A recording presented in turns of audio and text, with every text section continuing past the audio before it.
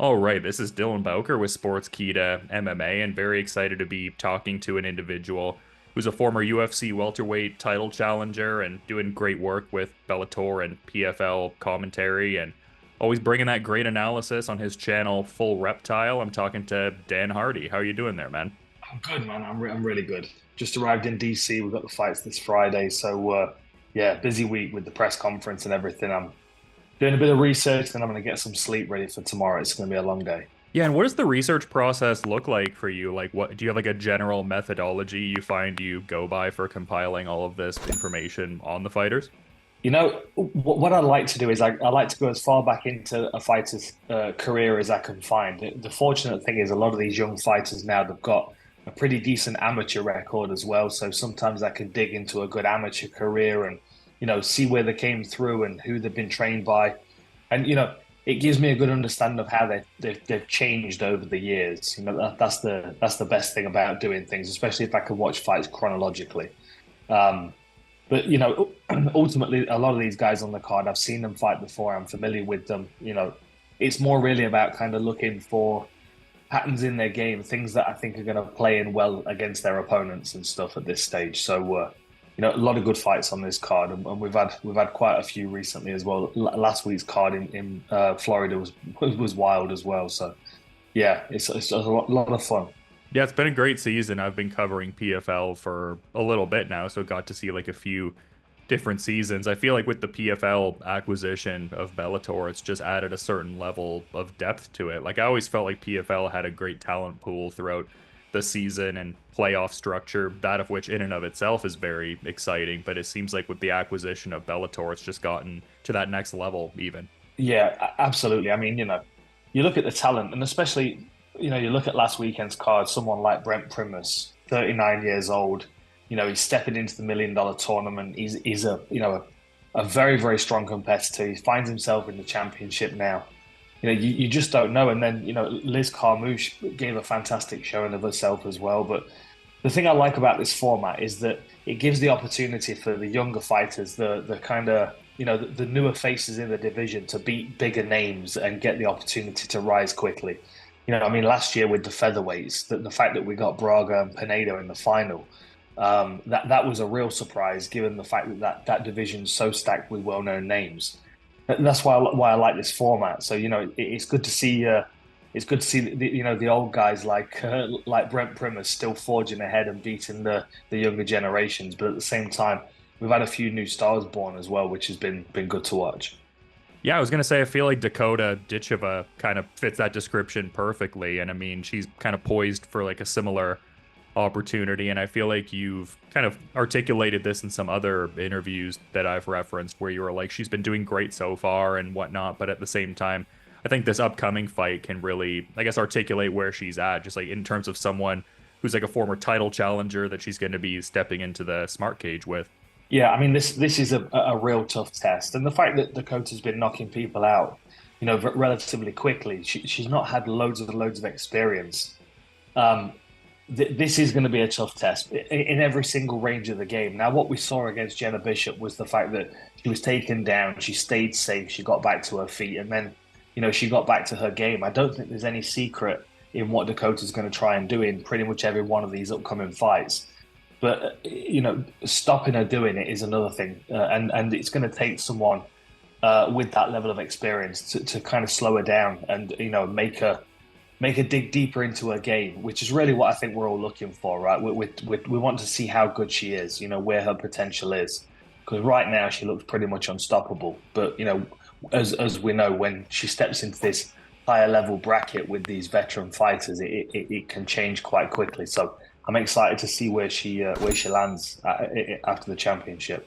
Yeah, and it's cool to see the different circuits PFL has and even stands to kind of add to what they're doing as part of their global expansion. Like, I feel like I've also heard you highly tout the skills of Chanel Dyer. Like, is there anyone else that's really getting your attention? Like, I feel like you've referenced a few fighters, but I mean, you've been talking about the depth of research you've been getting into and obviously so involved with the product in a few different regards. So, like, who else has been really, I guess, catching your attention or someone who's I guess, going to capture the broader, I guess, intrigue of people going forward in the MMA space.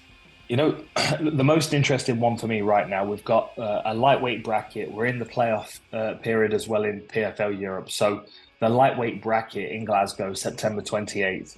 On one side, you've got last year's champion, Jakub Kasuba. He's taking on Daniel Skatidze. And on the other side of the bracket, you've got Connor Hughes taking on Ignacio Capella. Now, both of those fights, they could absolutely go either way. I mean, Skatidze looked fantastic with a heel hook finish against Alex Chisov, which was a surprise to a lot of people. Kasuba is undefeated, just looks like an absolute tank. No one's been able to slow him down yet. Even the likes of Kane Musa, who's got loads of experience. And then on the other side, you've got two, younger prospects who are both got heavy hands, both coming off big knockouts. Literally a coin toss kind of fight. So for me, that lightweight bracket, all four of those guys, if it's not next year into the global roster, it'll be the year after for definitely one of them or two because they're all special fighters. It just depends on who's ready to grab that 100,000 at the end of this year. But I think all four of them have got a very, very bright future. Yeah, it's just so exciting. It's been great to see what's happened with PFL MENA and then talks of PFL Africa for next year, obviously. And I feel like I've also heard some interviews saying PFL Australia isn't necessarily that far off. So exciting times, it seems like.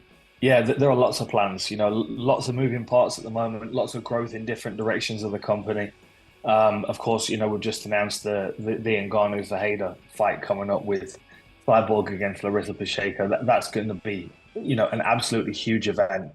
And then, with these other regional shows, that we're developing, obviously PFL Europe being the first, and MENA being the second, we're going to be able to tap into a much broader base of fighters. Sign fighters when they're early in their career, develop them on those regional circuits in front of their own fans, and then progress them through to the global championships and then beyond. It's a really good system. It's something that I wish I had back in the day when I was just kind of, on the phone or sending emails constantly to try and figure out when my next fight was going to be. It's much easier for these guys now. They can get on board with a good promotion early on, and follow the path all the way through to millions of dollars and lots of belts. Yeah, and I guess even localizing it to your career too. And I guess I'm kind of tying this with some recent interviews that I've done. Like I spoke to Frank Mir the other day, and the amount he was paid for UFC 100, I thought was kind of wild to hear. And I feel like your welterweight title bid against George St. Pierre was like a similar thing. And as far as like it didn't seem commensurate, like it's like this should be more than it is with all factors considered. So just great to see, I guess, that evolution in the sport as far as like these purse opportunities for the fighters of today, I suppose. Yeah, I mean, I don't think people quite realize the knock-on effects of fighters not getting compensated for what they're worth. Especially like my generation of fighters, a lot of them don't have the money to open up their own gyms and pass on their skills, their knowledge to the next generations. So this is why we're finding like, big gyms that tend to pull a lot of the fighters instead of having a broader base of gyms that spread out because people don't have the finance to be able to set them up, unfortunately. And I think, that will change. I think the next generations, the Paddy Pimblett generations, they'll be able to, invest that money back into the sport, open up gyms. The Brendan Loughnane, I know for sure he's going to set up an incredible gym and build some champions in the future. That's what I'm excited about, and that's really where it makes the difference. Where you make sure that a good portion of the money is making it into the fighters' pockets, and then the future of the sport will look much brighter, and it will get bigger and bigger. I do feel like we're a little bit stifled right now, based on the fact that there wasn't a lot of money back in the day. Frank Mir did have a small gym of his own, but there are a lot of fighters that would have opened gyms and been coaching and I think the sport would be bigger if the purses had been a little healthier back in the day. But this is where we're at, and we forged forward, and I think things are getting better a lot quicker now. Yeah, I also do get that impression as well. And you'd kind of reference the upcoming super fight event, which is like another tendril to PFL as well. This Battle of the Giants event going down on October 19th. And I was actually talking to Randy Couture about this earlier today because I'm kind of like a MMA nerd in a certain way. Like it's just the fact that this fight is for the lineal MMA heavyweight title, and just the fact that it encompasses so many different promotional banners like Pride, Bodog, Affliction, Strikeforce, etc. And now with this lineal title fight being under the PFL banner, just kind of even cool in that sort of context. Yeah, I think so. And this is really what combat sports for me is about two things, right? First of all, it's about finding out who is the absolute best at this moment in time in whatever weight class. And second of all, it's about having really good fights that are well matched and competitive. And for me, this ticks both of those boxes because we're potentially going to find out who the best heavyweight is on the planet, right? There's a lot of conversation on the other side around Tom Aspinall, John Jones, Miocic, etc. Now, right now, for me, Tom Aspinall is head and shoulders above, John Jones and Stipe, just purely based on his activity. But then you compare Tom Aspinall to Ngannou and Ferreira, and that might be the fight to determine who the best heavyweight is on the planet. The winner of the Ngannou Ferreira fight, and then Tom Aspinall. It's exciting. As an MMA fan, I love speculating about these things. It's very rare that we get to match, a current PFL champion against the heavyweight king of the world. Francis Ngannou. It's going to be a very special event. And having Cyborg face Larissa Pacheco as well is going to be massive. Pacheco, I don't think people fully appreciate how good she is, how dangerous she is. And with a name like Cyborg, with someone who's as dangerous, especially in the striking ranges, I think a lot of people are going to come around to realize how good Larissa Pacheco is at this point in her career. Yeah, I mean, it's a massive platform for her in a certain regard. And I think there's something to be said, too, for the fact that she had a pair of setbacks against Kayla Harrison and then had the performance that she did in their third fight when I think a lot of people were kind of writing her off. But I feel like you can never necessarily write people off when you're in that kind of a combative framework. Like, really anything can happen. And I think that just shows the mettle of a fighter, just being that they were initially 0-2 in the earlier part of the series. And then the fact that, again, she had the kind of performance that she did, so really adds a lot to this Cyborg fight. And I mean, Cyborg's resume obviously speaks for itself. Yeah, I mean, I think you're absolutely correct. It does show a lot of determination on Pacheco's side to go through those losses and improve every time. We've seen her come back more aggressive, more focused on getting her opponents out of there in the first round. And we all know she's got the ground game, the grappling to back it up. I really feel like she's, you just kind of find at some point in fighters' career, they hit that sweet spot, their peak. And I think right now, Larissa Pacheco is there. And I think the fight against Cyborg is her opportunity to really see if that peak is the best in the world at this moment. Cyborg's looking dangerous as well. It's going to be a fantastic co-main. Yeah, and it's just so cool, too, because, I guess even redirecting back to the heavyweight division, like you have guys like Goltsov and Oleg Popov kind of waiting in the wings in a sense. Like, obviously they're going to proceed onward within the season, but just to say there's still going to be that queue of contenders even beyond, this upcoming fight with Ferreira and Ngannou. I feel like the heavyweight division is one of the more intriguing divisions PFL has, in my estimation. I agree, and you look at Goltsov as well. He's another person that showed a lot of attrition over the past few years, trying to get to the championship and failing. And the person that a lot of people expected to win that belt at least one time, he's just not quite managed to get his hands on it yet. And I feel like, this is as good a year as any. Popov is dangerous. He's a strong wrestler, but he doesn't have the experience that Goltsov's got. So, this could be an opportunity for him to really step into the bigger heavyweight picture. Really a lot of people, I think, expect him to be there anyway, with the record, with the skills that he's got. More than anything, I think it's about self-realization. I think if he's able to win that $1 million and get the belt around his waist finally, I think he's going to be a very formidable fighter when that confidence meets the skill that he's already got. And Popov, is no joke. If he gets his hands on you, he's going to drown you. He's going to drag you down, and you just know his endurance is going to keep pushing through over and over again. So, it's really hard to tell who's going to win that fight as well. I feel like we've got a heavyweight that could definitely step into that bigger picture bracket, though, as I keep saying, alongside the Ngannous and the Ferreiras.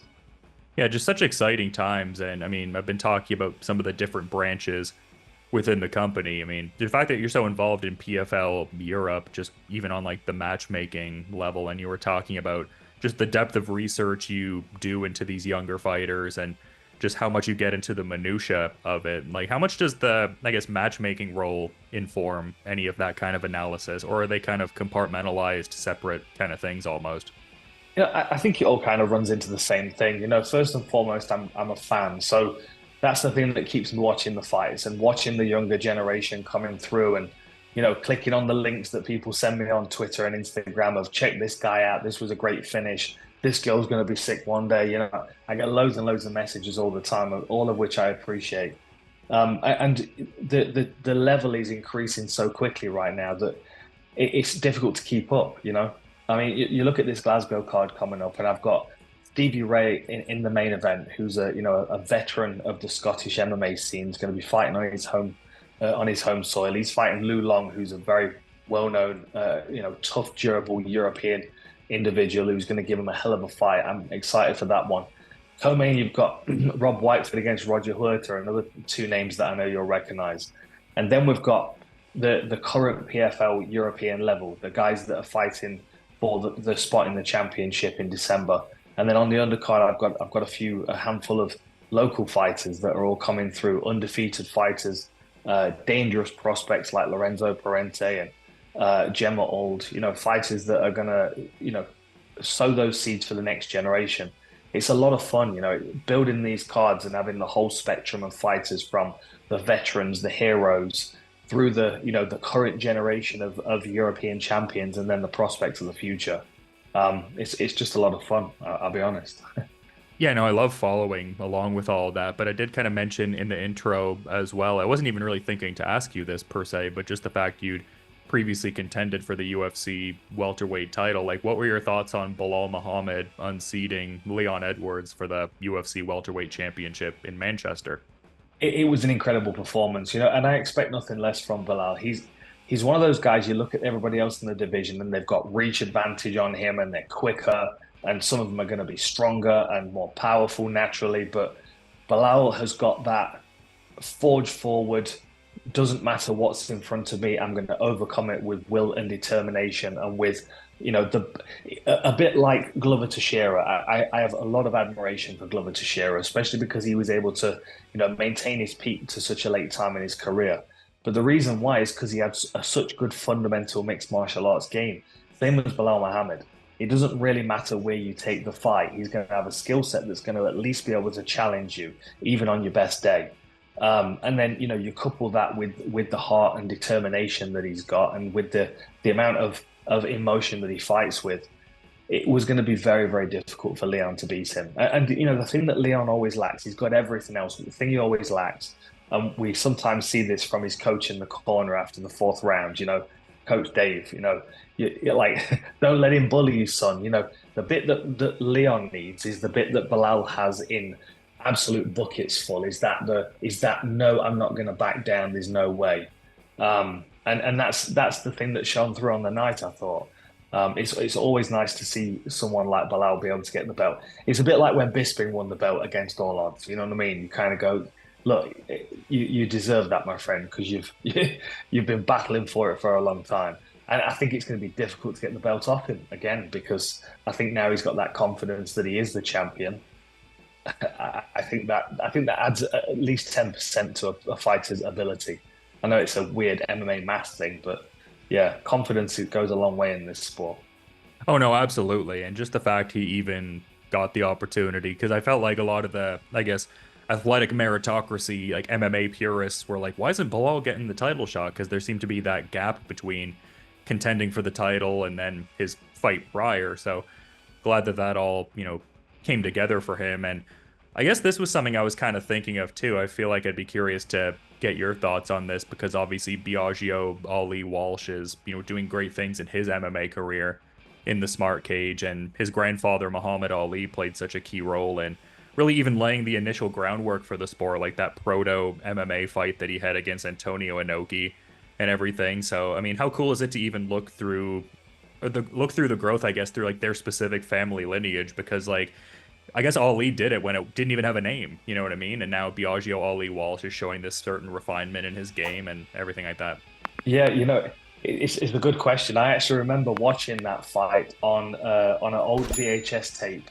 I got it at like a flea market or something, and it had a few different weird fights on it. But the one that stood out, of course, was Ali versus Inoki, and it was weird and it was frustrating, and you kind of felt like Ali really wanted to get into a fight, and Inoki was kind of kicking at his ankles, and it was amazing that it happened, and that we have that record, but.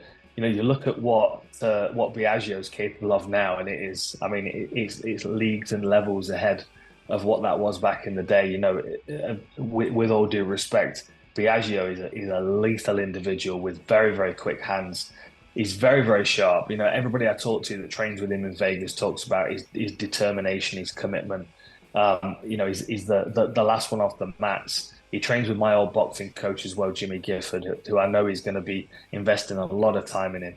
And I was training alongside Nico, his brother, a few years ago in Vegas. A tremendous talent as well. Super fast hands, very, very naturally powerful.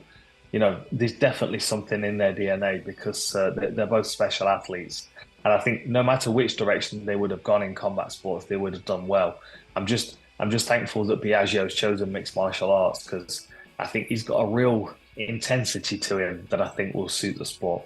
Yeah, and I guess I'm kind of tying this till, I mean, you mentioned Nico. Like, I thought it was kind of curious that he kind of cut that promo, for lack of a better way to phrase it, where he was talking about how, like, a Jake Paul offer had been presented to him, and he was kind of like, I'm not even close to your weight class. And I spoke to Biagio, and he kind of indicated even like a similar sort of idea, like maybe not formally pitched to him per se, but maybe like even batted around with Paul. And I feel like you've kind of mentioned some potential opponents for him because he's so involved in PFL and more of an ambassador role, but seems like he's teasing an MMA foray. Like, I feel like names like Mike Perry or Nate Diaz have kind of been batted around. Like, what would you like to see for, I guess, a PFL mixed martial arts centric fight for Jake Paul? I mean, I think the obvious one now is Mike Perry. I think Perry would be champing at the bit to get that rematch, and I think in mixed martial arts in the small gloves. But you know what you're going to get from Perry, right? He's not really going to come and wrestle, and if he does, my understanding is that Jake Paul's wrestling is pretty good. So I think we would have a boxing match in small gloves, and then we'll see who adds a few kicks to their game, which I would fully expect to be Jake Paul. I think that would be ideal. I just don't think we're going to get the Nate Diaz fight. Honestly, as much as I would like it, I don't think any amount of money is worth Nate taking that risk. Like boxing's one thing, but Nate's his whole brand is based in mixed martial arts and in jiu-jitsu. If he came into a mixed martial arts fight with Jake Paul and for whatever reason Jake happens to get the better of him, that would be a very, very sad day for Nate. And as a fan of Nate, I don't know as I'd want to watch it myself, to be honest. I would much rather Jake fight someone like a Mike Perry or a Darren Till would be a good fight. You know what I mean? Someone that's fiery, that's going to stand their ground and throw down, but has also got a bit of chat and can back talk a little bit because the promo, no matter what Jake Paul's involved in, is going to be have a lot of trash talk involved. Yeah, and this whole, I guess, Mike Tyson situation is a little interesting as well. Like, I feel like you've, in like a couple headlines that I've sort of read, it seems like you're not even necessarily sure that it'll come to fruition, which is like is a fair thing to kind of put out there into the world. Like, do you see it coming to fruition in November here? It seems like they've done some, I guess, promotional work for it, but I mean, it was already called off the one time prior, right? Mike, bless him, is not going to be any younger, no matter when this fight happens, right? He's he doesn't look as strong physically as he used to, right? Even just a few years ago, and even when they did the promo and there was the pushing on stage, you know, like that wasn't a real shove. Like if Jake wants to launch Mike Tyson, then I feel like he could have done, and that to me, I don't know. I feel like it's an interesting promotional activity, and Jake will end up fighting somebody else. I think that's ultimately what will happen, and I don't know who that person will be. It might be an MMA fighter. It might be a boxer. I'm not sure, but yeah, a fight against Mike Tyson. He's never going to be. He's never going to be the person that people want him to be in the ring. No matter how much we all hope he is. And Jake's a big, strong, powerful individual. You know, he's in his what? He's in his 20s. He's over 200 pounds. If he connects with any person, he could knock him out. And I don't think any of us want to see that happen to Mike Tyson. So I'm all in favor of Mike Perry and mixed martial arts. So I think Jake should come over to the PFL.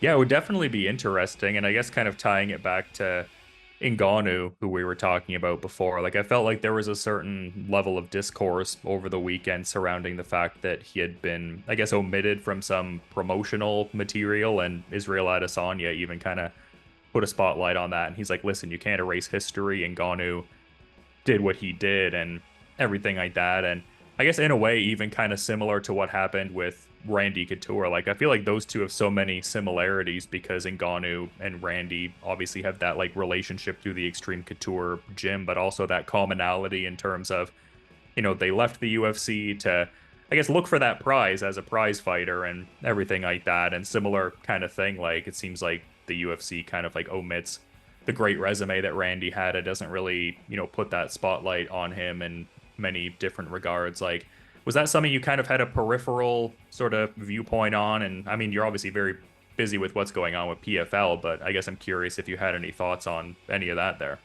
You know, it was sad to see, and it didn't surprise me, unfortunately. And you know, I did see what Dana's reply was about the fact that the editors, you know, had assumed that that's what he would have chosen and what he would have wanted. And look, they were probably right because it's happened so many times in history. I mean, you know, Ngannou and Randy, they're two fantastically, you know, credible names in the sport. My history in the UFC is far more, far more mediocre in comparison. But even so, you know, at UFC London, when Veronica was on the card, this posters of all the UK fighters and on all of the underground tubes and everything, all the UK fighters, and of course I'm not there. You know what I mean? It does happen. They do it a lot.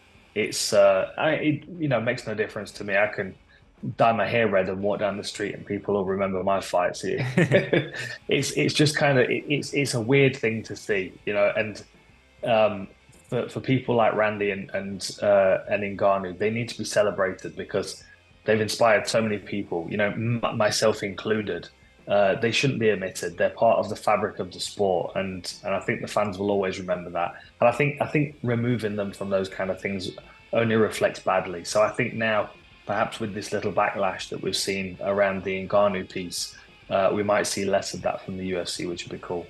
Yeah, I would also like that for sure, man. And I'm sure there's tons more questions I could ask. I'm kind of just noticing the time here, even though. But I guess one thing I did kind of want to touch on because I noticed kind of recently it looked like you were training with Maynard James Keenan of Tool. Like, are there any other like metal or metal adjacent guys you get in work with, or there's that like mutual fandom kind of dynamic with and stuff like that? Because I appreciate myself some metal, so kind of curious about that, I suppose. You know, yeah, the Maynard, we've met a couple of times. We've done some Muay Thai a couple of times, and we've traded some jiu-jitsu techniques. He's a great guy, a fascinating individual. You know, nobody else really. I'm a bit insular when it comes to those things. I don't go out very often and see too many people. I was chatting to Tom Hardy in the gym the other day at Henzo's, and I used to get messages from people quite a lot, various different heavy metal bands, especially because I would be wearing their t-shirts. You know, I've got Deftones on right now. I'd be wearing, you know, a Megadeth t-shirt or a Soulfly t-shirt. I get a message from one of those guys, or Madball, you know, sick of it all. I've had lots of messages from a lot of the hardcore bands as well. It's cool. It's you know, if I'd have not been a fighter, I would have probably been in a band, in a van, touring around, making no money, you know, because the better guys are doing a better job than me. Yeah, it is cool. It's cool when I get those kind of messages. I always appreciate it. But of course, you know, Maynard is someone I've held in high regard for a long, long time. You know, I was listening to Enema back in my art college days, and it's all have been the soundtrack to my life for many years. And to know that Maynard not only is a fantastic jiu-jitsu player, loves MMA, makes great wine as well, but he's a really cool guy. Yeah, it was been an awesome couple of days to hang out with him. Yeah, I mean, you mentioned Megadeth. I feel like Dave Mustaine is a martial artist. I feel like maybe that could happen someday at the very least, or not an impossibility at the very least. Oh no, I think it would be absolutely possible. But with Dave Mustaine, I would feel like he would just be teaching me a thing or two. He's a bit more Steven Seagal level, I think, with Dave Mustaine. He's got some stories and some life experience. Yeah, Megadeth was my first concert. Definitely, I've always appreciated those guys. So many great records, but it's been great getting to talk to you, Dan. I mean, I feel like you're such a wealth of knowledge with mixed martial arts and everything, but I do want to be mindful of the research you're still looking to, delve into a bit more here. So just kind of giving you the floor in case there's maybe like a final parting thought you were wanting to add here. I really do appreciate the time.